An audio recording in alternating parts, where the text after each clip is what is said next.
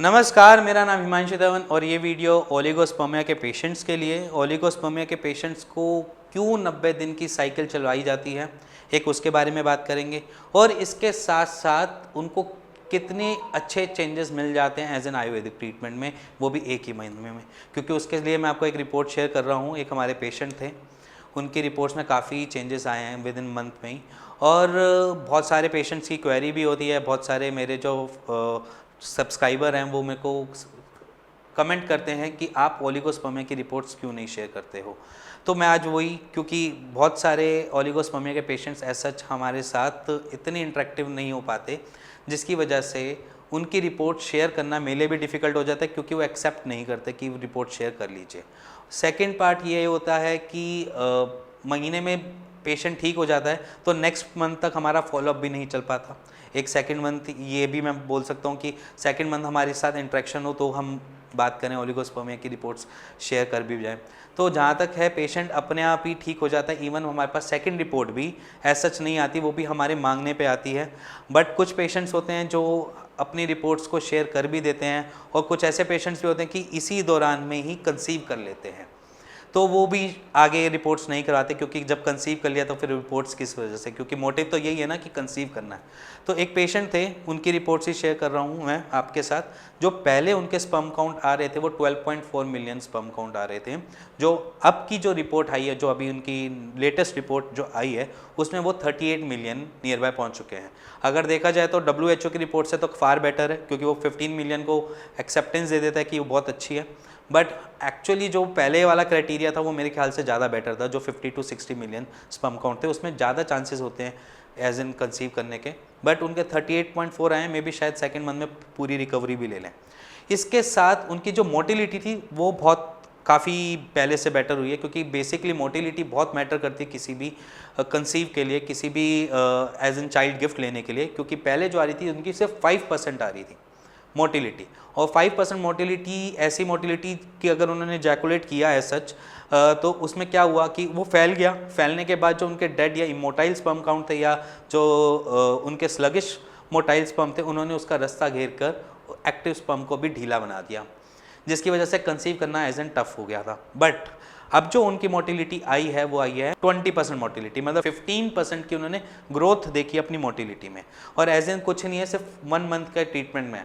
अगर आप कहीं ट्रीटमेंट ले रहे होते हैं, चाहे एलोपैथिक ट्रीटमेंट ले रहे हो, चाहे आप आयुर्वेद भी किसी जगह ले रहे होते हैं, वो आपको 90 डेज़ का ट्रीटमेंट देते हैं। वो 90 डेज़ का ट्रीटमेंट क्यों देते हैं, उसके पीछे भी रीज़न जान लेते हैं। और क्या एक्चुअली ओलिगोस्पर्मिया में 90 डेज़ का ट्रीटमेंट नीड है या नहीं है, इसके बारे में भी बात कर लेते हैं। सबसे पहली चीज़ हम जानते हैं कि हमारे अंदर एक स्पर्मेटोजेनेसिस का प्रोसेस होता है, जो हमारे स्पर्म को, स्पर्मेटोजोआ सेल को बनाता है। स्पर्मेटोजोआ जो होता है उसी को ही स्पर्म बोल देते हैं।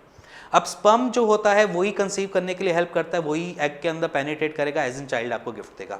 बट यहाँ पर क्या केस होता है कि स्पर्म जो हैं, अगर आपका स्पर्मेटोजेनेसिस का प्रोसेस चल भी रहा है, आपके स्पर्म काउंट कम भी हैं और इसकी वजह से आप कंसीव नहीं कर पा रहे हैं, तो यहाँ पर हम एक फैक्टर देखते हैं कि आपके स्पर्म काउंट हर 3 दिन बाद नहीं बनते हैं।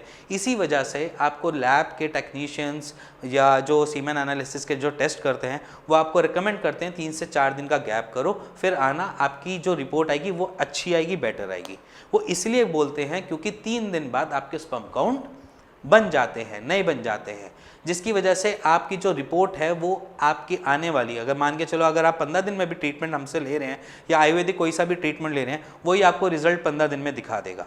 क्योंकि 15 दिन में ही एक्चुअली आपके पास 3 दिन करके कितनी साइकिल्स आ गई, अप्रॉक्सीमेटली आपके पास 5 साइकिल आती हैं, जिसमें 5 बारी आपके स्पर्म बनते हैं और उसके बाद इजैकुलेट होकर वो डेड, फिर उसका 3 दिन बाद फिर बनेंगे। इसी वजह से आपके जो स्पर्म काउंट है वो 15 दिन में भी रिफ्लेक्ट कर जाते हैं, जिनकी रिपोर्ट्स ओलिगोस्पर्मिया में आ रही है। क्योंकि हम रिकमेंड करते हैं, एज इन देखा जाए तो 20-25 डेज़ के बाद हम भी खुद रिकमेंड कर देते हैं आप अपना सीमेन एनालिसिस कराओ, अगर आपको ओलिगोस्पर्मिया से जूझ रहे हो, ऐसे कंसीव नहीं कर पा रहे हो स्पर्म काउंट होने के बाद भी। इसीलिए बाकी एलोपैथिक जो आपको ट्रीटमेंट देते हैं, बाहर के जो ट्रीटमेंट देते हैं, वो आपको 90 डेज़ का ट्रीटमेंट रिकमेंड करते हैं। वो क्यों करते हैं 90 डेज़ का? क्योंकि उनकी साइकिल, अगर स्पर्मेटोजेनेसिस की साइकिल देखा जाए, वो हमारी पूरी 90 डेज़ की होती है।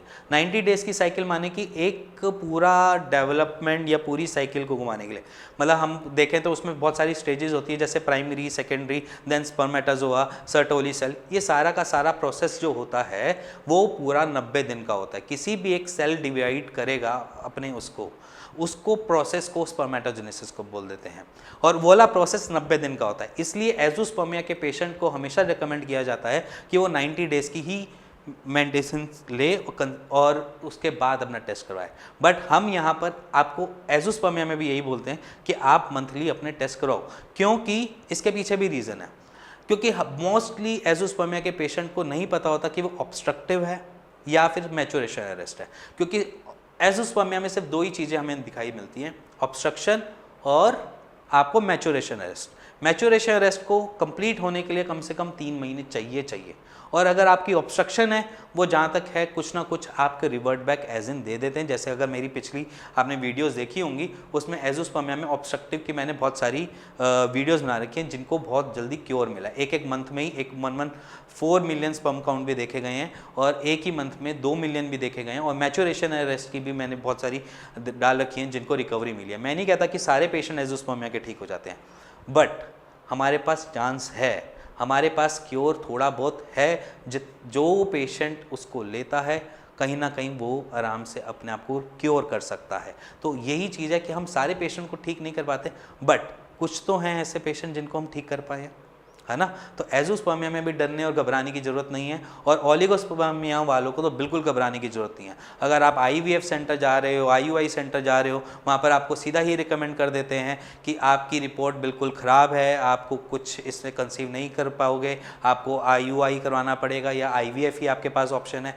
कुछ ओलिगोस्पर्मिया के पेशेंट्स को सीधा ही रिकमेंड कर देते हैं कि आप डोनर ले लीजिए, आपके डोनर से ही होगा, आपके स्पर्म इतने हेल्दी नहीं है जिसकी वजह से कंसीव कर पाए। बट एक बारी ज़रूर ट्राई कीजिए, क्योंकि आयुर्वेद में आज से नहीं लाखों सालों से ये ट्रीटमेंट दिया जा रहा था। बट अब न्यू टेक्नोलॉजी, मैं न्यू टेक्नोलॉजी के खिलाफ नहीं हूँ, क्योंकि वो एक अच्छा है, बट उसको एक बिजनेस बना दिया गया है हमारी पूरी लोकल सोसाइटी ने। सोसाइटी जैसे कि हमारे सर्जन्स ने IUI को, IVF को बहुत ज़्यादा ही प्रमोट किया गया है, जिसकी वजह से वो आपके ऊपर हावी हो जाते हैं। बट एक चांस जरूर लीजिए, क्योंकि आज से 20 या 25 साल पहले क्या बच्चे पैदा नहीं होते थे ना, वो कहाँ जाते थे? वो आयुर्वेद ट्रीटमेंट लेते थे, क्योंकि उस टाइम भी एलोपैथिक के पास एज सच उनके पास मेडिसिन नहीं थी। मेडिसिन एज सच क्यों नहीं थी? क्योंकि उनके पास सिर्फ एक सप्लीमेंटेशन ही है जो आपको वो दे सकते हैं, इसके अलावा उनके पास और कोई ऑप्शन नहीं बचता। बट आयुर्वेद में पहले से ही ये चीज़ें थी, तभी पुराने लोग भी कंसीव कर पाए। अगर आज से 25 साल पहले भी देखा जाए तो लेट बच्चे होते थे, बट बच्चे कंसीव होते थे। वो किससे होते थे? वो कोई मेडिकल ट्रीटमेंट या मेडिकल साइंस से नहीं होते थे। उस टाइम भी 25 साल पहले भी, 30 साल पहले भी आयुर्वेद ट्रीटमेंट पे बच्चे कंसीव हो जाते थे।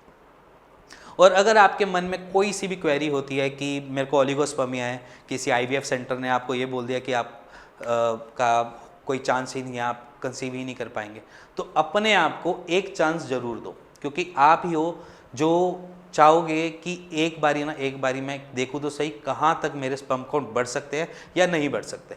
तो अगर आप ये वीडियो को देख रहे हैं, थोड़ा सा समझे हो, तो आप मुझसे बात कर सकते हैं, मेरी टीम से बात कर सकते हैं।